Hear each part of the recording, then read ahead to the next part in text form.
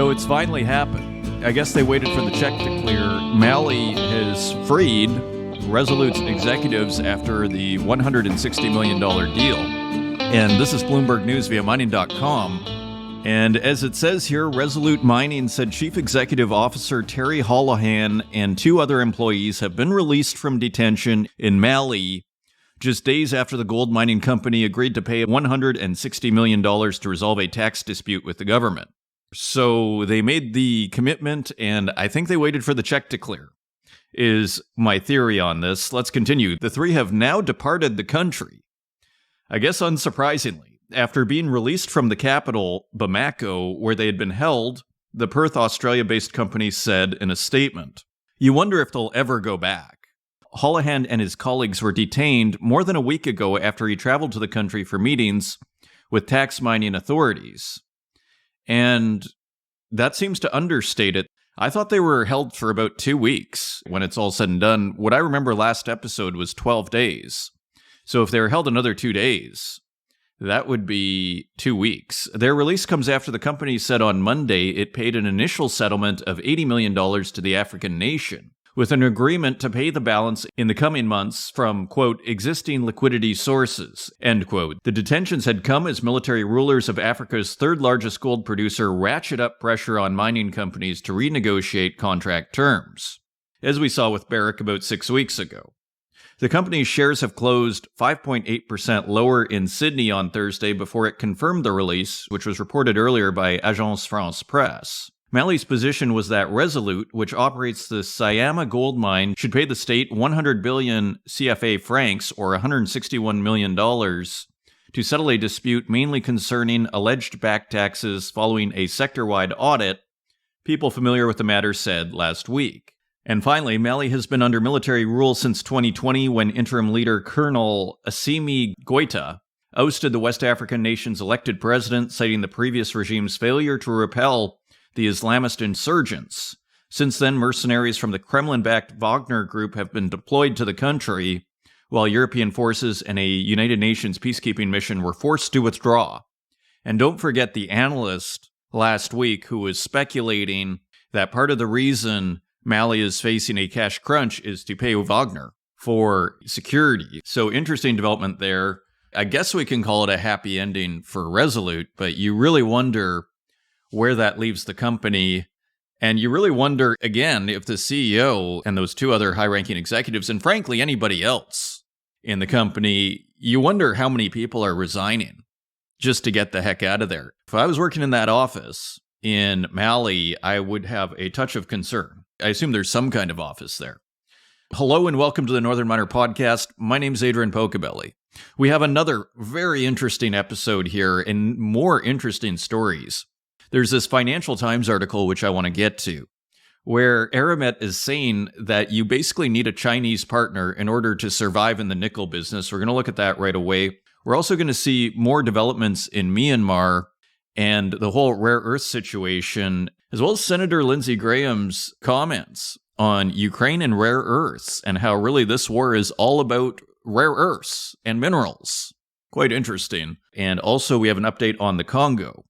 So lots to get to here today, as well as Annie Gayman, Vice President of Mining and Government Relations at Lot 16, which specializes in government relations and communication in the U.S. So a super interesting episode.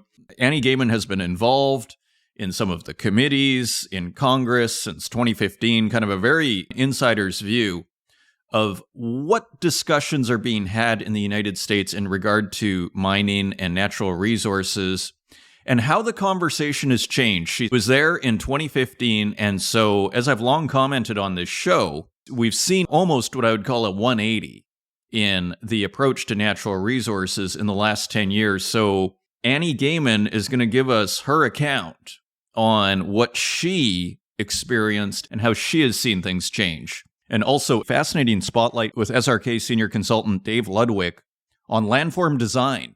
By thinking of this ahead of time, it can really help you with mine closure, which is something, as Dave Ludwig says in the interview, the earlier you think about it in the process, the better.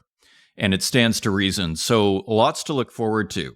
Let's turn to this Financial Times article. Western miner Eramet sees no profit in nickel without Chinese partners. Quite a headline, isn't it? Let's continue. Amid falling prices for metal, French group's Indonesia head says Chinese partners have become expert in cost efficiencies. So it's a multi-pronged economic assault. Trump is really going to have his work cut out for him, isn't he? Because as long as China can produce metal at a cheaper rate than the rest of the world, how do you economically defeat a manufacturing behemoth like China when their costs of their raw materials are lower? So the big audacious goal for the United States right now, which seems like a massive mountain to climb here, is how do you produce metal at a cheaper rate than China? Because as long as that doesn't happen, I would maintain you will be defeated in the automobile sector. So now let's return to our article here from the FT. This is by A. Anantha Lakshmi. The head of French miner Eramet's Indonesia operations has said it has become impossible for Western companies to run profitable nickel operations without partnering with their Chinese counterparts amid a slump in prices for a metal critical to electric vehicle batteries. In a Financial Times interview, Jerome Baudelaire, chief executive of Eramet, Indonesia, said Chinese technology, expertise, and equipment were essential to produce nickel at a competitive price. You notice it's not just one thing. Chinese technology, expertise, and equipment were essential to produce nickel at a competitive price. Quote, I don't think you can do without Chinese companies. The risk is not being competitive and to have a much higher capex. So you have to be pragmatic. End quote. Eramet is one of a handful of Western companies in the nickel industry in Indonesia, the world's biggest producer of the silvery white metal essential for stainless steel, as well as EV batteries. It operates the Wida mine in Indonesia with its partner, the Chinese nickel company Tsingshan Holding Group. Earlier this year, Eramet and Germany's BASF canceled plans for the joint development of a $2.6 billion nickel-cobalt refinery complex in Wida Bay, saying there were adequate supplies of battery-grade nickel in the market. The project was set to be the only nickel plant in Indonesia with 100% Western ownership. Interesting. Baudelaire said the Eramet BASF project no longer made economic sense due to, quote, difficulties, end quote, in the market. Nickel prices have been depressed for 2 years due to slowing demand growth and Indonesian supplies continuing to increase. Eramet remains open to nickel processing opportunities with a partner, but the project would have to be associated with mining, he said. Quote, you can actually be profitable as a Western company if you have the plant built by a Chinese company, and maybe get the operations done in that particular plant by the Chinese, because they have built a lot of expertise, end quote, said Baudelaire. Pretty dire, isn't it? You know, to the casual observer, this might just seem like a nickel plant in Indonesia. In a sense, who cares? But at the end of the day, the nickel plant leads to the car plant. The nickel plant leads to the steel manufacturing. It's kind of like another way of stating what we've been saying here for going on years, is there is a domino effect from the beginning of the supply chain. If your costs at the beginning of the supply chain are of a higher order, if you pay more for your raw materials, this has a domino effect throughout the entire supply chain. I mean, does it not?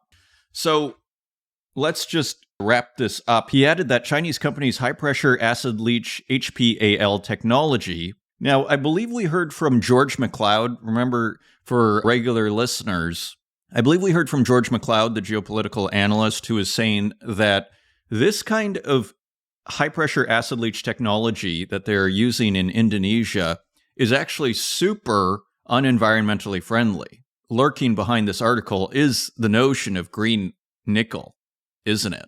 With that in mind, let's continue. He added that Chinese company's high-pressure acid leach technology, extracting battery-grade nickel from low-quality ore, was essential for building nickel processing plants. Quote, they have economies of scale in all the equipment they build for those plants, end quote, he said. Think about those words. So not only is the metal itself being produced at a lower cost, but the plants that refine the nickel are also being built at a lower cost and is probably part of the reason why the nickel is being produced at a lower cost.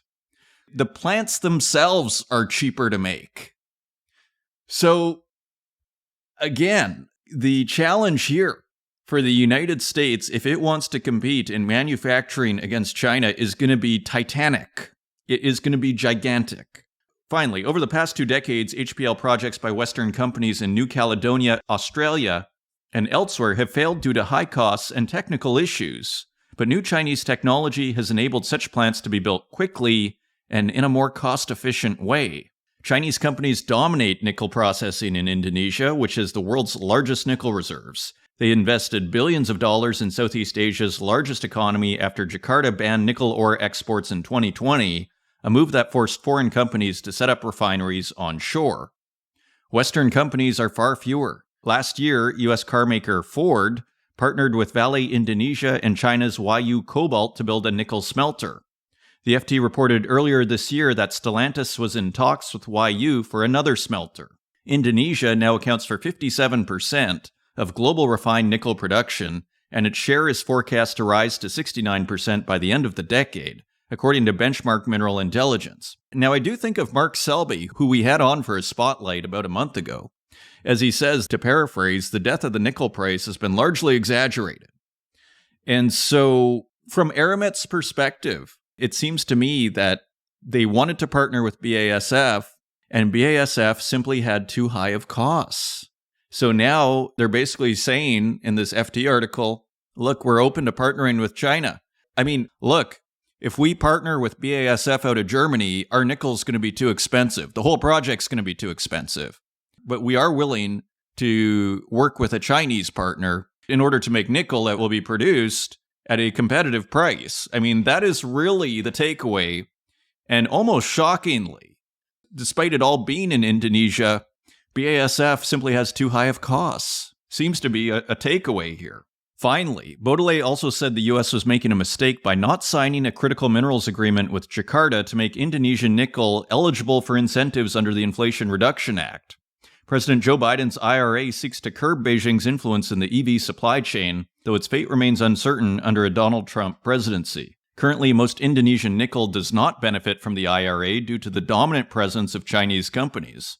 But the country has been taking steps to qualify. And a final quote from Baudelaire, quote, "When you have a country that will soon be producing 70% of the world's nickel, and if you just don't qualify them as a potential supplier, you somehow shoot yourself a little bit in the foot. That's the most competitive nickel on the planet." End quote. So, fascinating story there. Turning over to rare earths, and there was just a quote, kind of head-turning quote here from Senator Lindsey Graham, Republican out of the United States, and here is the quote on Fox News just last week, referring to the Ukraine war. Ukraine is still standing. This war is about money. People don't talk much about it, but you know the richest country in all of Europe for rare earth minerals is Ukraine. $2 to $7 trillion worth of minerals that are rare earth minerals, very relevant to the 21st century. Ukraine's ready to do a deal with us, not the Russians. So it's in our interest to make sure that Russia doesn't take over the place. It's the breadbasket of really the developing world. 50% of all the food going to Africa comes out of Ukraine. We can make money and have an economic relationship with Ukraine that'd be very beneficial to us with peace. So Donald Trump's going to do a deal to get our money back, to enrich ourselves with rare earth minerals, a good deal for Ukraine and us, and he's going to bring peace. And Biden's been a disaster when it comes to containing bad guys. So quite a statement, isn't it? Because, and the reason I bring this up is to just show, as he put it at the beginning of this quote, it doesn't get discussed very often. But the reason I highlight this quote, A, it's interesting. B, as he puts it in this quote, it doesn't really get said. But as we've been pointing out on this show for months and even years, natural resources play a critical role in geopolitical decision-making. And here is just more evidence for it. Whatever your position is on the war, we can't deny the strategic importance of natural resources within that conversation. And which brings us to this huge story of Myanmar and the rare earth hub that was taken over by the rebels in Myanmar. And in Myanmar, there's a military junta that is ruling the country, supported by the Chinese. Meanwhile, in the past, we've seen articles as recently as August where the United States is backing the rebels, who again just took over an important rare earth hub. So here's a very interesting op-ed from Eurasia Review by James Hsu, Myanmar's Rare Earth Revolution, a Geopolitical Game Changer. This came out November 15th. And so just to give you a sense, again, this story that you really aren't hearing too much of anywhere. This country, Myanmar, that shares a huge border with China, which also produces a huge amount of the heavy rare earths that gets delivered to China. And then you consider, Lindsey Graham's statements, however much, significance you want to put into them, but just the fact that rare earths are being brought up in the context of that war and the geopolitical struggle that is happening there. Then let's turn to this op-ed. As President-elect Donald Trump assembles his new administration, a complex geopolitical chess game is unfolding in Myanmar. The intersection of rare earth minerals, a protracted civil war, and shifting global alliances has created a perfect storm that demands immediate attention from Washington. This situation not only presents a critical foreign policy challenge, but also offers a unique opportunity to reshape the balance of power in Southeast Asia. Recent developments have dramatically altered the landscape of Myanmar's rare earth industry and its global impact. Myanmar has emerged as the world's largest supplier of heavy rare earth elements, surpassing even China in exports. Last year, Myanmar exported approximately 50,000 metric tons of rare earth oxides. This positions Myanmar as the leading global exporter of heavy rare earth oxides, with its exports accounting for as much as 50% of the global heavy rare earth supply. The situation has been further complicated by recent events in Myanmar's ongoing civil war. The opposition forces in Myanmar have made remarkable gains throughout the country, particularly in areas controlled by ethnic armed organizations. Operation 1027, launched in October 2023 by the Three Brotherhood Alliance, marked a turning point in the conflict. This coordinated offensive saw resistance forces capture over 500 military outposts in several key towns, dealing a severe blow to the military junta's control and morale. In a significant development, the KIA, or Kachin Independence Army, seized control of the country's rare earth mining region in mid-October 2024.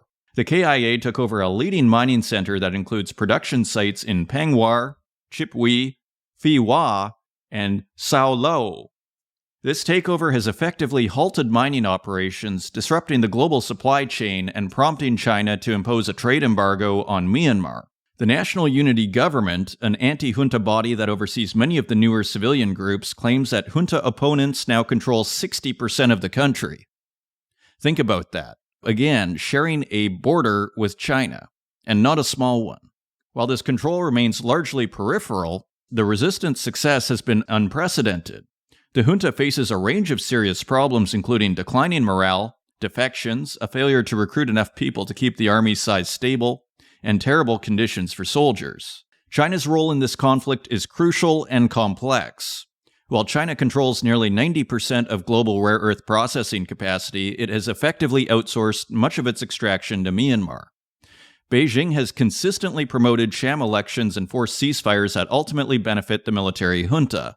However, China's approach is primarily driven by its strategic interests, including access to Myanmar's natural resources, and its crucial geographic position for China's Belt and Road Initiative with ocean access from landlocked Western China.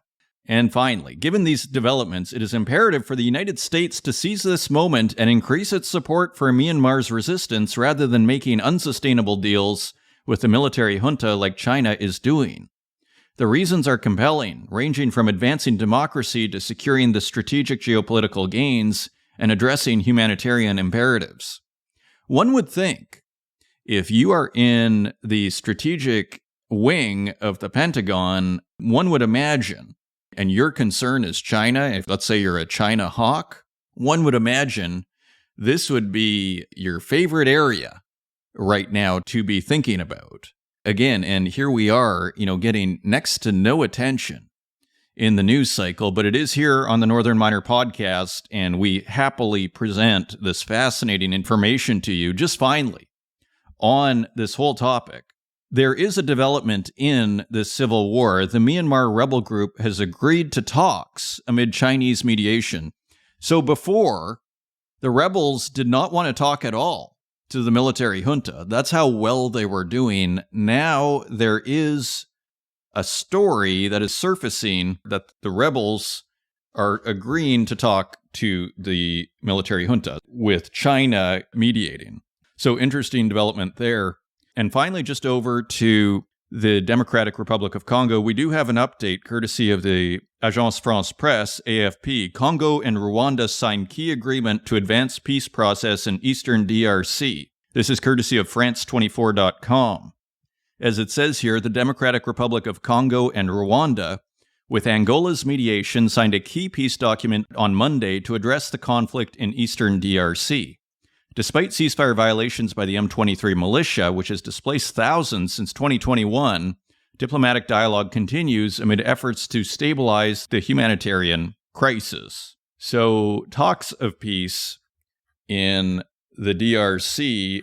Never a dull week out here on the Natural Resources Beat. If you want to find us online, you can find us at northernminer.com. You can find us on X at Northern Miner, and on Instagram at The Northern Miner, and on Facebook, LinkedIn, and YouTube, where we also host this podcast, and wherever podcasts are available, including Spotify, SoundCloud, and Apple Podcast. And with that, let's turn to SRK Senior Consultant Dave Ludwig for this week's Spotlight. Joining us today, I'm very pleased to welcome to this week's Spotlight, Dave Ludwig, Senior Consultant at SRK. Dave, welcome to the show. Thank you, Adrian. Pleasure to be here. Looking forward to this opportunity to chat with you today. Well, I'm very happy to have you, and it's always been great talking to SRK over what feels like a year or two now, and it's always very interesting what the company is working on. In your case, you are concerned with what's called landform design in regard to mine sites. Can you tell us what is landform design and why do we care about it? Yeah, thanks, Adrian. So my background is in mine closure, and a huge part of mine closure is looking towards the future and what does that landscape look like when mining is done. And there's a number of different guidelines out there that give us some suggestions about how to approach that, whether it's GISTM that regards tailings, whether it's ICMM or some of the geotechnical guidelines like ANCOLD or ICOLD. They're suggesting that landform design, sometimes they mention this concept of geomorphic design as best practice or something to strive for enclosure design. So what a landform means and how to design it is not well defined, and it's different for different geographic regions. There's some jurisdictions that seem to be advancing the practice, and that seems to be driven largely by stakeholder expectations of what post-closure land use should be. One example of that would be the Landform Design Institute in Canada. They seem to be leading the way with landform design guidelines. They recently published the Basis of Design, so this is a powerful foundational tool. Mine Closure 2024 is a conference coming up in Perth. They've got 8 papers with landform in the title.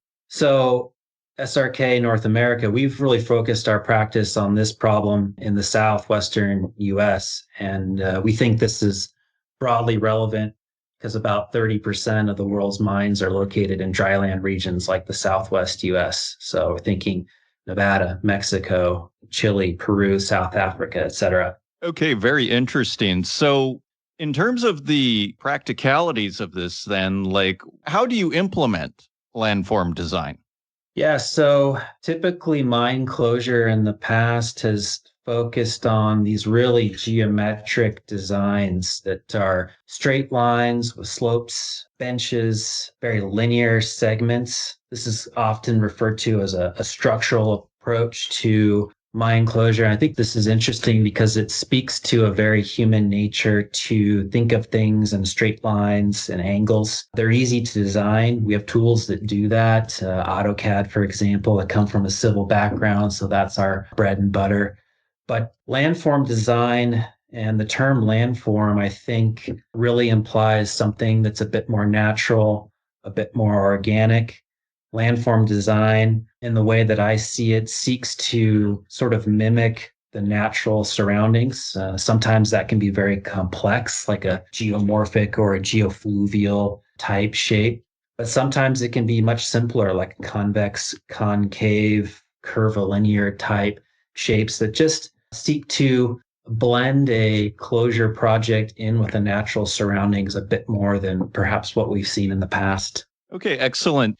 Now, just as a follow-up there then, so you have these different shapes, and what difference does that make? Like, in a sense, if you have something that's more adapting to the shape of the mine, it creates a better outcome. Is that the idea? Yeah, so we've got a couple different things that we're hoping to do there. One, I think, is very practical. I think that these landform designs are more sustainable from a maintenance standpoint. So, purely from a cost perspective for an operator, if you can design something that looks like the natural surroundings tend to be more stable. So you're inherently designing something that's a bit more stable. And the outcome we're looking for there is something that just generally is easier to maintain and less expensive to maintain for the operator or the state, whoever is the caretaker of that facility, versus a structural thing that has lots of potentially maintenance risks and upkeep that could be required there. And we've seen lots of examples of that type of structural approach failing over time. Now, do you have any examples of this, like in a sense of a mine that has implemented this and how it's benefited their project? Yes, there's a project that really stuck with me. I wasn't involved with the design. It predates my time at SRK, but it was a client of ours in Arizona, and they approached the closure of a heap leach pad very much in the traditional sense of benches, slopes down, drains, something that you would see in many closure projects. And just about the time they had this project completed, they got a big rainstorm that came through, and there wasn't any vegetation established yet. And they had a bunch of erosion, the channels overtopped, and they had just kind of total blowout of this system, to the extent that the client really came back to us and said, hey, let's rethink how we're doing this. Is there a different approach? And the facility was redesigned to have long linear slopes. This is Arizona, so we're using rock armor. And that was maybe 15 years ago. And I've been out to this site recently. I mean, it looks amazing. It looks great. It's holding up. So I think it speaks to the potential for landform design to really be a more durable, sustainable, longer lasting approach to closure. This sounds all very interesting. So, what is SRK's vision for the future then of landform design? Where do you see this going? So I think it's a bit cliche to use the term sustainable, but for us, that really is our vision for landform design, something that is sustainable. And that means something that requires less human interaction, also known as maintenance, which is a cost savings to the owner, but it's also one step closer to sort of a passive closure, or I'd be really hesitant to say a walk away type situation, but just something that requires less maintenance over time. We're also looking for something that's reasonable to construct and is aesthetically acceptable to the community and the stakeholders, that also meets the technical objectives for the closure, whether it's a geotechnical objective or it's groundwater protection. Our experience has been that the answer to that is more often a curvilinear type shape, a convex concave slope, rather than a complex geomorphic design. Geomorphic landforms are mentioned a lot along with landform design, but it doesn't always have to be that complex. So I think it's really important when you're talking about landform design not to overpromise to the stakeholders what can be achieved within the space and technical constraints of the project that you're working on. Okay, excellent. And just as a final question, if someone is running a mining company, either big or small, is this for everybody, or is this more for people that are actually, I guess, if you're just drilling, perhaps maybe it's too early in the process? At what point do you reach out to, say, SRK to start asking questions, so to speak, on how you could improve in, say, landform design? Landform design really emphasizes the need for designing for closure, which is another a statement that kind of gets thrown out in the closure world. And what that means is thinking about closure at the early stages of a mine design. The reality is that to do some of these landform designs requires more space because you're flattening the slopes is what it boils down to relative to what a mine planner and the mining engineers want to do. So there's always going to be a cost benefit analysis there. We recognize that a mine, whether it's space constrained, there's a lot of economic factors that go into slope angles and heights. And sometimes it doesn't give you a lot to work with in terms of adapting to some of these landform features. So landform design is for somebody who really is looking for an optimal closure configuration that's meeting some broader stakeholder requirements, whether it be indigenous groups, environmental groups, trying to have the least environmental impact when the project is done. It speaks to them, but we also recognize that there are clients that don't have the space. They need to operate within a limited footprint, right? So we try to apply some of these principles the best we can within some of these constraints. Okay, excellent. And finally, where should people go if they want to ask SRK about landform design?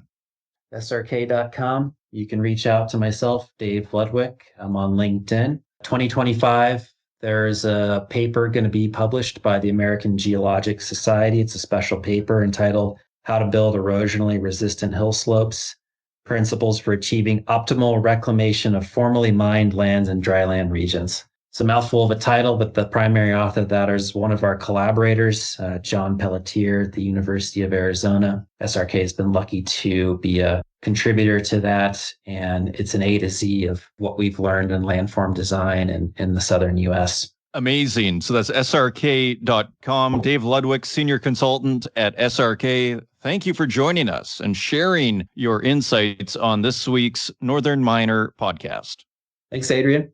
And thank you once again to SRK Consulting for sponsoring this week's episode of the Northern Miner podcast. Turning to the website, we're getting a lot of stories from the aluminum market. Something seems to be happening. So it's kind of like filling in puzzle pieces here to kind of try and get to a bigger picture, but we are seeing interesting moves. So here's a column that came out a week ago from Reuters that describes some of what's happening. Here is the headline: China's export tax bombshell rocks aluminum market. And this is by Andy Home. So this is Reuters via mining.com. China's announcement that it will end tax rebates on exports of aluminum semi-manufactured products caused market mayhem and may have major long-term ramifications for the global aluminum supply chain. So quite a statement. The Shanghai price sank and the London price surged as traders factored in the potential annual loss of over 5 million metric tons of Chinese products in the international market.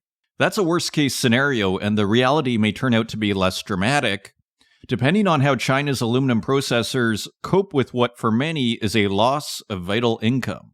The Ministry of Finance's elimination of the 13% VAT refund effective December 1st also applies to exports of copper products. China's shipments of copper products are not insignificant at around 700,000 tons a year, but aluminum volumes are on a different scale. The country's exports of semi-manufactured products such as bars, sheets, and tubes totals a massive 5.2 million tons in 2023.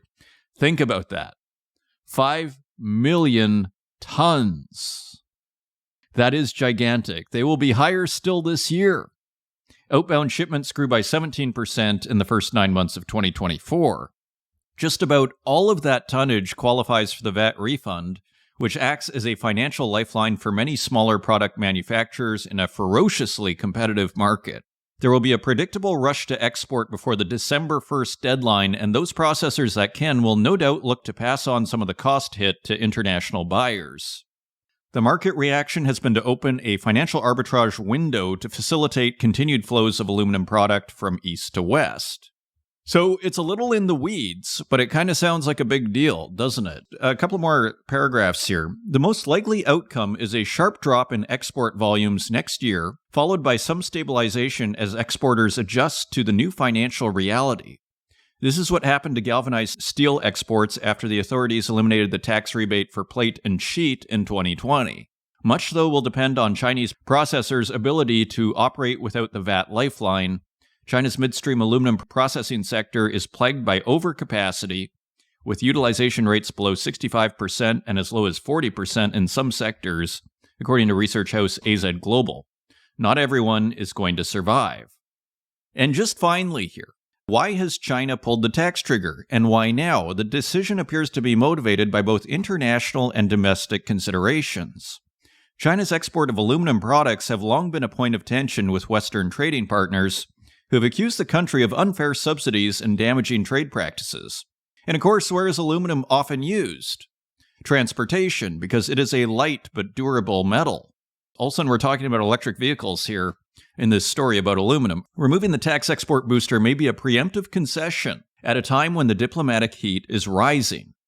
China has been locked in talks with the European Union over the bloc's imposition of tariffs of up to 45% on Chinese exports of electric vehicles, with both sides keen to avoid a broader trade war. Meanwhile, the prospect of a new U.S. administration promises more tariff trouble for China given Donald Trump's threat to impose import duties of up to 60% on all Chinese products entering the United States. Finally, it's worth noting that Friday's announcement also included a cut in the VAT refund for both photovoltaic cells and batteries, two other major sources of international trade tension. So very interesting. It does make one wonder if this is fallout from the U.S. election, that only happening, a week and a half ago. Now, for those that are wondering, aluminum can be a little bit confusing because there's bauxite, there's alumina, and there's aluminum. And so I brought up ChatGPT here just for your information, just so you can understand the next couple of articles here, for those that might not know. So what is the relationship between bauxite, alumina, and aluminum? Bauxite is a naturally occurring ore and the primary source of aluminum. It is a mixture of aluminum oxides, iron oxides, and other impurities. Bauxite is the raw material from which alumina, also known as aluminum oxide, is extracted. So bauxite comes first. Then comes alumina, which is a white powder derived from bauxite. And bauxite, of course, as we just read, is the naturally occurring ore. And alumina's role is as an intermediate product in the production of aluminum. So alumina is in between bauxite and aluminum.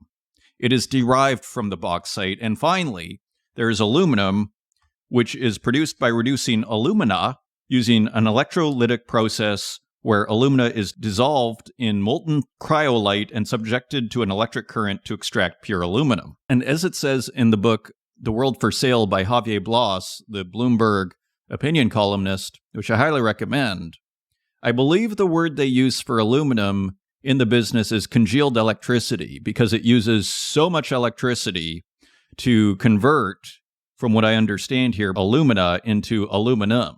I believe it's this electrolytic process that is being described here. So with all that in mind, here is another aluminum story. This one just came out yesterday. Rusal to cut aluminum output by 6%. This is Reuters via mining.com. So another puzzle piece here. Russian aluminum producer Rusal will cut output by more than 6% in response to high global alumina prices and as tight monetary policy and an economic slowdown dampened domestic demand for the metal, the company said on Monday. So alumina prices are high, according to the introduction to this article. So as a result of the high cost of alumina, Rusal is going to cut its aluminum production by 6%. Continuing on, Rusal, the world's largest aluminum producer outside China, said production would be reduced by 250,000 metric tons per year after disruption to bauxite supplies from Guinea and Brazil and output suspensions in Australia contributed to a surge in alumina prices this year. So reduction in bauxite supply, which led to a surge in alumina prices.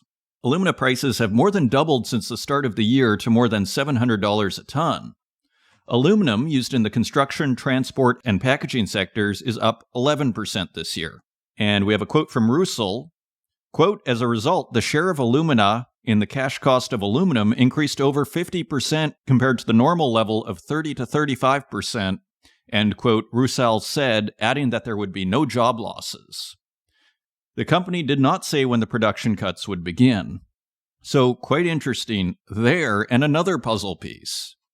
Rio Tinto lifts force majeure for Australian alumina exports. Now, for those that don't know, force majeure is when a company or entity unilaterally breaks a contract because of a quote-unquote act of God, so to speak, or something chaotic that happens that is out of the ordinary. They declare force majeure and go ahead and break the contract. Perhaps it's a war breaking out. Perhaps it is a natural disaster. So this is Bloomberg News via mining.com. Again, Rio Tinto lifts force majeure for Australian alumina exports. Rio Tinto Group lifted restrictions on exports of alumina from its Gladstone refineries in Australia, according to S&P Global. So they had restrictions on alumina, as we were seeing in that other Russell article, and those restrictions have been lifted, perhaps because of the high price of alumina. Rio had declared force majeure, a legal clause allowing a company not to fulfill contractual obligations because of circumstances outside its control, on third-party contracts in May after an incident limited its supplies of natural gas. The limitation has been lifted and operations are near normal, S&P said, citing market sources. A Rio spokesman was not immediately available for comment. The halt added to a spate of supply disruptions from Jamaica to China that have sent alumina prices to record highs in recent weeks and squeezed the smelters that turn the immediate product into aluminum. Rio produces alumina at its Yarwun refinery and at Queensland Alumina, a venture with Russia's United Co. Rusal International. Interestingly. And then finally, we have another puzzle piece here.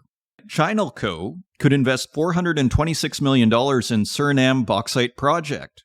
This is Reuters via mining.com, November 25th, so yesterday. Chinese mining company Chinalco could invest some $426 million in bauxite mining in Suriname, the chair of a Surinamese Presidential Mining Commission said on Monday, with the South American country expected to get a 13% share in the project. If approved by Parliament, Chinalco could begin construction by the middle of next year and would produce 6 million tons of bauxite, the key ore for aluminum, per year, said government advisor Daniel Lockman. So we're seeing, it seems to me, that there is a lack of bauxite, and the lack of bauxite is leading to a lack of alumina, and the higher prices, therefore, of alumina are affecting the aluminum market, where you're seeing Rusal say, we're going to reduce our aluminum exports by 6% because alumina is so expensive. Quite interesting. And then also on top of it, we have China, with this export tax bombshell, as it's being called here, that has rocked the aluminum market. So all interesting puzzle pieces here for us to gather and try and piece together. Let's continue on. Mitsui said to be top bidder for First Quantum mine stake. This is Bloomberg News via mining.com. Japanese trading house Mitsui & Co. has emerged as the highest bidder for a stake in First Quantum Minerals' Zambian copper mines, according to people familiar with the matter. Mitsui submitted an offer that's higher than a rival proposal from Saudi Arabia's state-backed Manara Minerals investment, the people said, asking not to be identified because the information is private. The Japanese company is considering buying a roughly 20% interest in First Quantum Sentinel and Kansanshi mines for about $2 billion, according to the people. So how fascinating is that? So Japan's Mitsui swooping in to try and buy that portion of First Quantum's copper mines in Zambia ahead of Saudi Arabia, who we've been reading stories about in the last few weeks. Continuing in Zambia. Zambia miners rescued after nationwide power outage, and we've been hearing about power outages in the southern part of the African continent now going for a couple of years. First it was in South Africa, then it sounds like South Africa got its power problems fixed, but then we started hearing about Zambia and Zimbabwe and the DRC. Remember the story with Ivanhoe Mines and needing to cut production because of electricity problems that they were working out? Now we're hearing about Zambia. So here is a story from Reuters via mining.com. Miners at 2 copper mines in Zambia were rescued after being trapped underground following a nationwide power outage, the Energy Ministry said on Monday.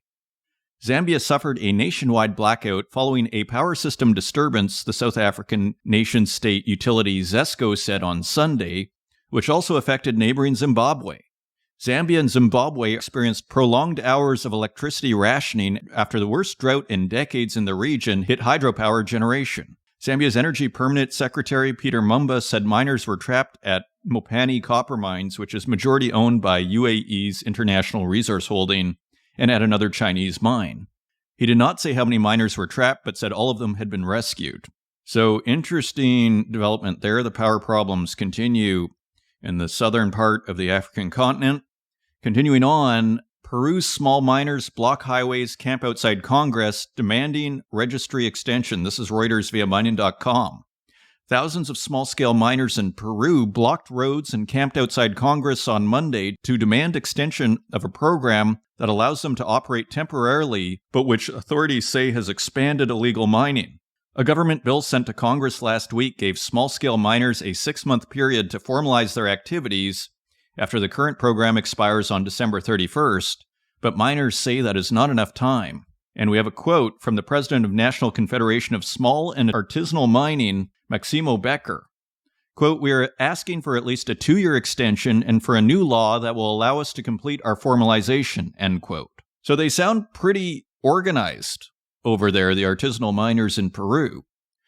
Finally, hundreds have set up tents near Congress since last week, and thousands of miners in uniforms and plastic helmets have blocked the main coastal highways in the southern regions of Ica and Arequipa, leaving hundreds of freight and passenger vehicles stuck for up to 5 kilometers. And scrolling down a bit, we have a quote from Nelson Calderon, a 45-year-old miner from the Andean region of Ayacucho, who came to Lima to protest. Quote, "We're here sleeping in the open air and the government is not paying attention to us. On December 31st, Renfo will be canceled, and where are we going to end up?" End quote. Continuing in South America, BHP bets billions on Chile's mines to face global copper crunch. This is Reuters via mining.com. BHP Group expects a copper deficit of 10 million metric tons a decade from now, a shortfall that is driving its plans to spend at least $11 billion at the world's biggest copper mine, Escondida, and other projects in Chile. It's quite a hefty amount of money.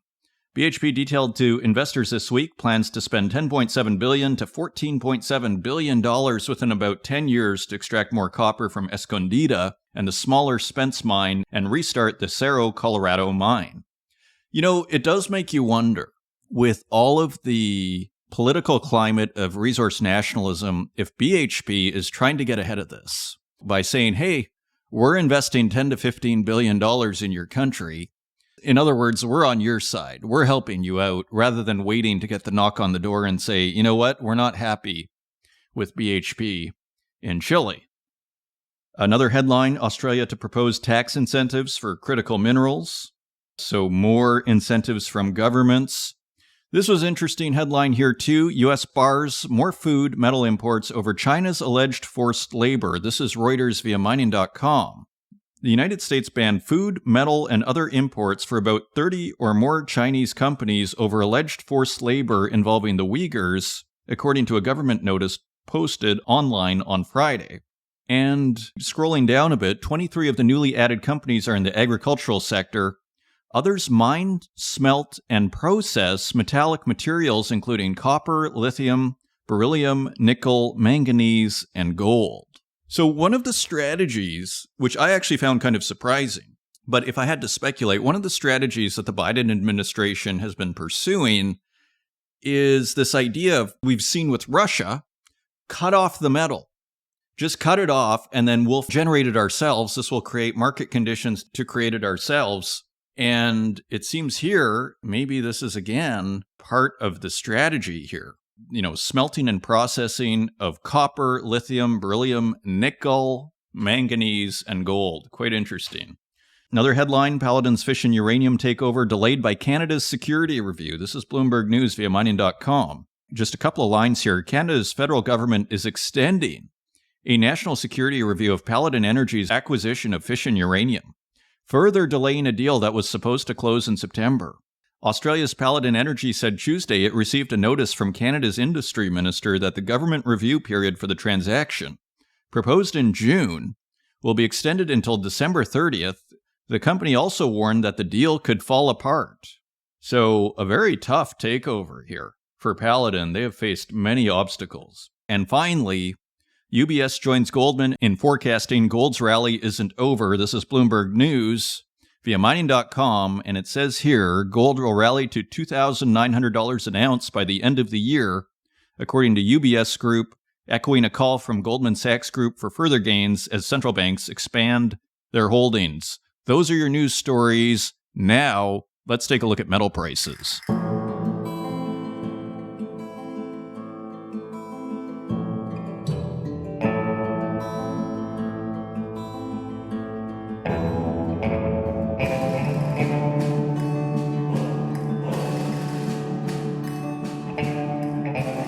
And turning to metal prices, let's take a quick look at the bond market for context. The U.S. 10-year bond is yielding 4.29%. That is 0.13% lower than last week. The UK 10-year gilt is yielding 4.34%. That is 0.14% lower than last week. And the Italy 10-year bond is yielding 3.48%. That is 0.09% lower than last week, and the German 10-year bond is yielding 2.21%. That is 0.14% lower than last week, and the Japanese 10-year bond is yielding 1.06%. That is 0.01% lower than last week. So bond yields coming down across the board. Turning to precious metals, gold is trading at $2,623 even per ounce. That is $3 lower than last week. Silver is trading at $30.31 per ounce. That is 70 cents lower than last week. Platinum is trading at $934.80 per ounce. That is $36 lower than last week. And palladium is trading at $979.50 per ounce. That is $66 lower than last week. So precious metals lower. Copper is trading at $4.09 per pound. That is 4 cents lower than last week. Iron ore is trading at $101.95 per metric ton. That is 19 cents higher than last week. Aluminum is unchanged at $1.20 per pound. Significantly, in the light of those stories we were reading, lead is higher at 92 cents per pound. That is 2 cents higher than last week. Nickel is higher as well at $7.35 per pound. That is 18 cents higher than last week. Tin is lower at $13.12 per pound. That is 5 cents lower than last week. Cobalt is unchanged at $11.02 per pound. Lithium is slightly higher at $10.92 per kilogram. That is 4 cents higher than last week. Uranium is lower, back below $80 at $77.80 per pound. That is $4 lower than last week. And zinc is higher at $1.37 per pound. That is 3 cents higher than last week. So precious metals edge lower, with palladium showing the most movement, down $66 from last week.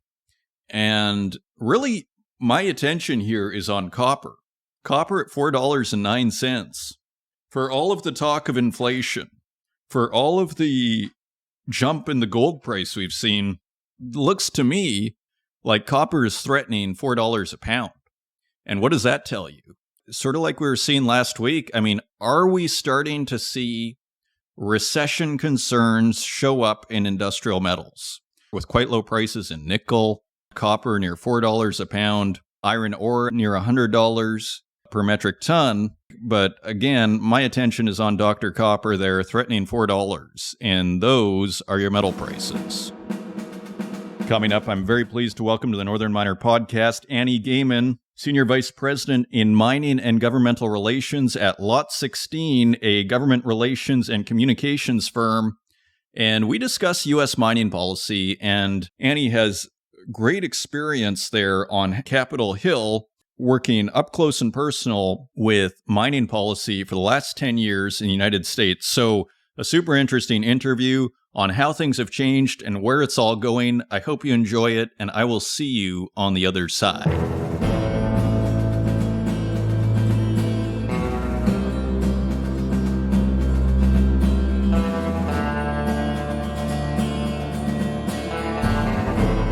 Joining us today, I'm very pleased to welcome to the Northern Miner podcast for the very first time, Annie Gayman, Senior Vice President in Mining and Governmental Relations for Lot 16, a government relations and communications firm. Annie, welcome to the show.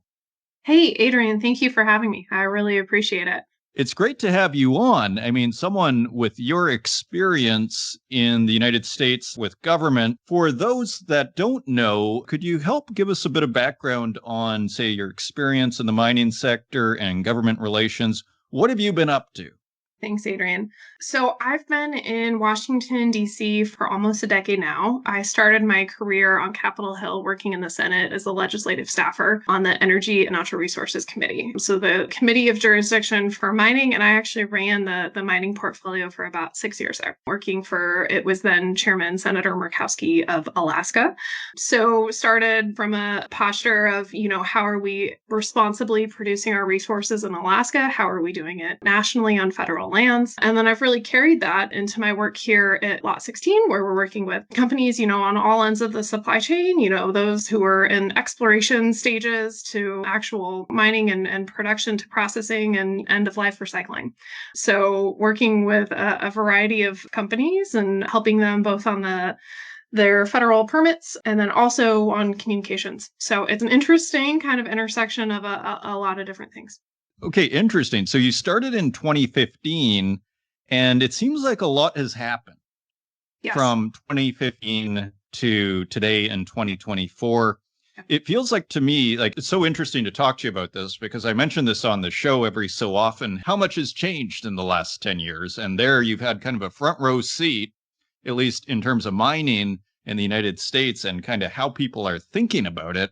I mean, it really has been, maybe it's not a 180, but it has been a sea change, shall we say. I mean, would you agree with that statement? 100%. Absolutely. When I started on the Energy and Natural Resources Committee, we were holding yearly and multiple hearings a year on mining. And we were begging anybody and everybody who would come and talk about mining and acknowledge that, hey, we need more of it. Because the industry obviously understood it, but it was hard to get people to say that publicly, like the end users, right? And then President Trump was elected. He came in, he wrote an executive order on mineral security and critical minerals, and it designated the first critical minerals list in the United States. And it was based off of legislation that had started on Capitol Hill. And then he was able to kind of get it over the finish line. So that was kind of the first awareness, 2017, 2018, that minerals were critical to different industries, right? So fast forward, you have Senator Manchin and Senator Murkowski who are working on the Energy Act of 2020, which was the first piece of mining legislation that had passed. The funding for that was provided in the infrastructure bill. And then you had Senator Manchin tie a whole bunch of mineral sourcing requirements into the IRA. So all of a sudden, these companies who were trying to rely upon these tax credits in the Inflation Reduction Act were forced to reconcile this idea of, hey, we want to be producing more in the US, but that means we need to mine more. And where is it coming from? I think COVID also contributed a lot to the conversation and just global supply chains, people having an awareness of how complex and diffuse supply chains were. But now you have people, everybody is talking about critical minerals, right? The IEA has their big report that they released, but was also one of those moments that people were like, hey, minerals are uniquely tied to the energy transition, but there's this growing awareness that it's more than energy, right? Like you need it for national security, you need it for defense applications, you need it for infrastructure, you need it for healthcare. So there's this growing awareness that it's more than just energy, it's every industry. You could argue it's the economy. Right? Yes, I mean, yes, it's the supply 100%. chain. It's like, Yes. why can China make a $7,000 car? Right? I mean, why is that? Oh, Yeah. maybe it's because they run, they process the metals themselves or a good deal of them, among many other reasons. But yeah, I mean, it's just such a core issue. So it's quite interesting, isn't it? And as far as I recall, I mean, it's Senator Joe Manchin, isn't it? And isn't he a Democrat? Wasn't he one of these kind of wavering Democrats? And so we have kind of more of a bipartisan spirit, amazingly, I would say, as someone who's kind of been tracking this industry since 2012. Amazingly, it's kind of become a little bit bipartisan. I mean, what do you think?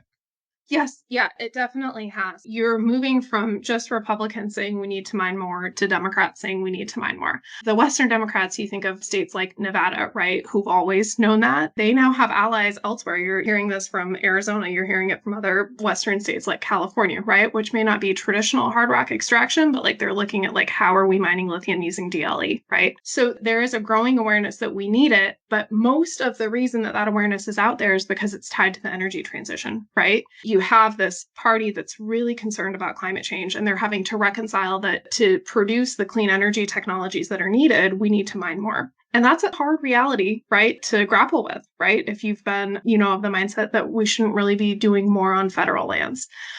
I think the interesting thing that I saw play out during the Biden administration was this group who really cares about the climate, right? A lot of them were at the Department of Energy. Many of them were in the White House. They're like, yes, we need more solar panels. We need more turbines. We need more electric vehicles. And thus, we do need to mine more. How can we do that in a really responsible, ethically sourced way? And then you have this group that really cares about wilderness that just doesn't want to produce anything on federal lands. And so they're not interested in mining more. They're not interested in building more transmission lines, right? Like it's not unique just to the mining industry. It was multiple industries. And those two factions were kind of warring in the Biden White House and in the Biden administration. So I think there has been this massive change, right, of just Democrats being generally reflexively opposed to mining to acknowledging that, yes, we need to mine more. The question is, where do we do it? Is it in the US or is it elsewhere? Yeah, it's fascinating. I mean, it's so interesting how you kind of dissect, in a sense, the warring factions within the Democratic Party. It really rings true what you're saying. And, you just need to think of Kamala Harris there talking about how we need to stockpile. I mean, this is not your typical kind of Democratic Party talking point here. So quite fascinating how the tide has changed. Now, Lot 16 has done a poll recently. Is that correct? And can you just tell us about this poll where you polled people after the election? So this is fresh on mining in the US. Is that correct? Yeah. So we partnered with a polling firm called Candid Council, and we ran a poll in the days immediately following the election. So 3 to 4 days right after. We were polling about 1,000 people nationwide who were actively engaged and civically engaged in voting, right? The people who are more likely to be tracking some of these issues. And we asked, like, is there an interest in seeing more mining? Do we need more of it? Are you concerned about it? Are you concerned about where you're sourcing? And the overwhelming response was, yeah, we're concerned about it. 83% of the people we polled said, yes, we need to be mining more, including 71% of Democrats and 95% of Republicans. So that's a surprising change. And you think about, Vice President Harris, right, who did come out on the campaign at the very end of it saying, yeah, we should be stockpiling more. I think it's because the electorate is saying, yeah, we should be doing it.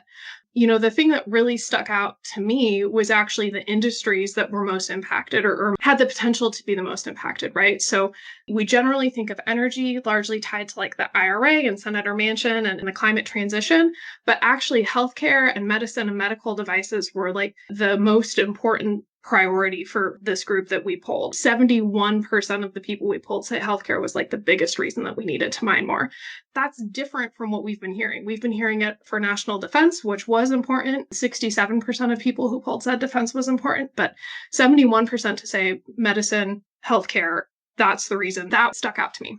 Well, absolutely. I don't think I've ever discussed the importance of mining to healthcare on this podcast, but I mean, I'm sure there's something to be said for it, actually. Right. And Right. so quite interesting that, you start talking to the public and all of a sudden you start hearing, as you say, I mean, some of these MRIs, whether it's treatments. Yeah. I mean, you think of the medical devices that we rely upon, right? Like pacemakers, those have batteries in them. We need minerals for those batteries. But, the phrase, right? If it's not grown, it's mined. It really rings true here, right? You need it for all industries, not just energy, not just defense. How is the United States doing? I mean, this is kind of your bailiwick here. That is your specialty. How are you feeling about how things are going? I mean, we've seen a ton of money being thrown around, whether it's the IRA or you see the Pentagon, sending 20 million bucks up to Canada for some project. Yeah. How is this all going? Like, how are you feeling about it? Do you feel like things are kind of moving along and it's kind of trending in the right direction? What's your sense of what is happening out there? Yeah, I think it depends upon what piece of the supply chain you're talking about, right? It's really encouraging to see the Department of Defense, to see the Department of Energy putting money towards processing, towards some of their early stage feasibility work, but a lot of it's going to midstream and downstream. I think with the President Trump and his administration coming in, you're going to see more of an emphasis on the upstream. How are we actually doing on exploration and on mining and getting some of those projects through permitting so they're up and they're operational? I do think it is really encouraging that both parties are talking about it now, right? It's not just, we talked about earlier, it's a bipartisan issue. It's not one party saying we need to do this and the other party saying no. Both parties acknowledge that, we need to be producing more. We should be doing it in the US or with countries that are allies. And we need to be offsetting some of the investment that you're seeing from Chinese companies and whatnot elsewhere. So I think we've made good strides under the Biden administration as far as the midstream and the downstream. The upstream, not at all. There have been one or two mines that have been permitted, but what you're actually seeing is a step backwards, right? There were permits being rescinded, which is wild that you can get a permit and then it can be taken away from you. I mean, that's ridiculous. How are you supposed to ever make an investment decision, right? So I am hopeful that, when the Trump team is up and they're running, that you're starting to see more of those permits pushed through in ways that are, legally defensible in the courts. Okay, interesting. And when you say like downstream, upstream, midstream, can you just actually clarify just for those that, Yeah. just to help us Yeah. out? Yeah, thank you. Yeah, so when I'm thinking upstream, it's exploration and mining. It's the actual hard rock production. Midstream is more of the processing and manufacturing, and downstream is actually putting them into whatever it may be, a solar panel, an EV, a pacemaker, and then end-of-life recycling. There was a huge focus on end-of-life reuse out of the Biden team. Interesting. And what you're saying is that we're seeing most of the action is happening, you're saying midstream and downstream. Under the Biden team, midstream and downstream. So not at the beginning, not in exploration and getting the rocks out of the ground, but Correct. more in the refining. As we saw with, I think it's the IRA, isn't it? That they kind of, the final legislation on that was as long as you're refining, you have access to the funds, but if you're not refining, you don't have access. Do you have any info on that? Yep. So that's the 45X production tax credit. And the final guidance was released by Treasury in the end of October. So it was right before the election. They did come out and say that, yes, extraction is an eligible cost and you can get up to a 10% tax credit if you're extracting, but you also need to be refining. So there's just a handful of companies and projects in the US that are eligible for that tax credit. So largely the domestic mining industry was excluded. Interesting. Okay. And from your perspective, do you think there needs to be more work then on the exploration side and the extraction of metal in the United States? Yeah, there's a ton of interest. We have some, really, really prospective deposits, and companies, they want to mine here, right? They want to be producing here. It comes with just, I think, a level of maturity that you don't see in some other countries. And it's stable, right? We have a stable environment, presuming you can get through permitting. So there is a ton of interest in seeing more extraction and production here, including on federal lands, some on state lands. But we need to be able to give these companies the certainty that they can actually get through permitting. And I don't think they have that right now. Okay, interesting. And you're, I assume, talking to, your specialty is in government relations. What are people talking about right now? I guess they're talking about new government. I suppose people are optimistic that you'll probably get a continuation. I mean, Biden, you could argue, depending on whether you're looking upstream or downstream, but overall, it seemed like pretty positive on mining, to generalize. But you tell me, you're an expert. Yeah, I think the Biden team was positive on mining, not in the US, right? Where did you see the money go? You saw it go to the Lobita corridor. You see money going to Canada, which if you're in the US is not, as favorable. You see it going elsewhere. It's not going to the US. So they recognize they need to mine more, but they're not willing to put the money where they need to or the permitting where they need to in the US. But like the processing, the manufacturing, the recycling, yeah, they're all in. I think the Trump team has a huge opportunity to leverage the groundwork that the Biden team has laid on funding, some foreign projects to try to bring some of that investment back to the US and to continue working with allies, right, and partners all over the world to ensure that we're holding these like really high global mining standards everywhere, right? Not just in, the US or Canada or Australia. Okay, interesting. And so do you foresee then, or do you expect, and I mean, it's all speculation at this point, of course, but that there will be more of a focus on upstream? I guess that's the hope. Yes. Interesting. And so as any final thoughts here as we wrap up the conversation, is there anything we haven't discussed that you think is worth mentioning? Yeah, I think the big question heading into next year, we know it's a tax writing here in the US, right? So the 2017 Tax Cuts and Jobs Act, a lot of the tax credits that were in there, they're expiring at the end of next year. So Congress is already starting work on what is in this, we call it reconciliation. It's a legislative procedure that can be used where it's only a majority threshold to pass legislation. It's how the IRA was passed. So the reconciliation process is about to kick off. Do they rescind some of the tax credits that were in the IRA that were more favorable to mining, but maybe not implemented well, like 45X? Or do they try to rewrite them? Do they try to expand them to different minerals? I think that's a big question. There's a certain set of minerals that are eligible for 45X. And then really what happens on permitting, specifically on judicial review? I think that's the big thing that many industries, not just mining, are really hoping is pushed over the finish line. Some sort of limitations or certainty on how judicial review works so that once you get your permit, you're not stuck in litigation in the courts for years. So I think those are the two big things that we're kind of watching for. Annie Gayman, Senior Vice President in Mining and Governmental Relations at Lot 16. Thank you for joining us and sharing your insights. And please come back to the Northern Miner Podcast in a few months where we can discuss more on U.S. mining policy. I would welcome the opportunity. Thank you for having me, Adrian.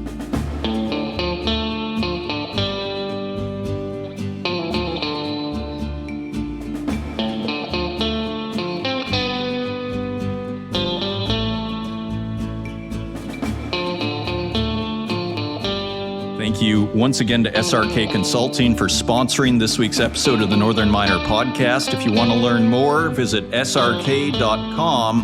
And thank you, Annie Gayman, for appearing on this week's episode and sharing her perspectives on U.S. mining policy. And thank you, dear listener, for continuing to support this show. If you want to help out the podcast, please leave us a review in the Apple Podcast directory, share it with your friends, and until next week, take care.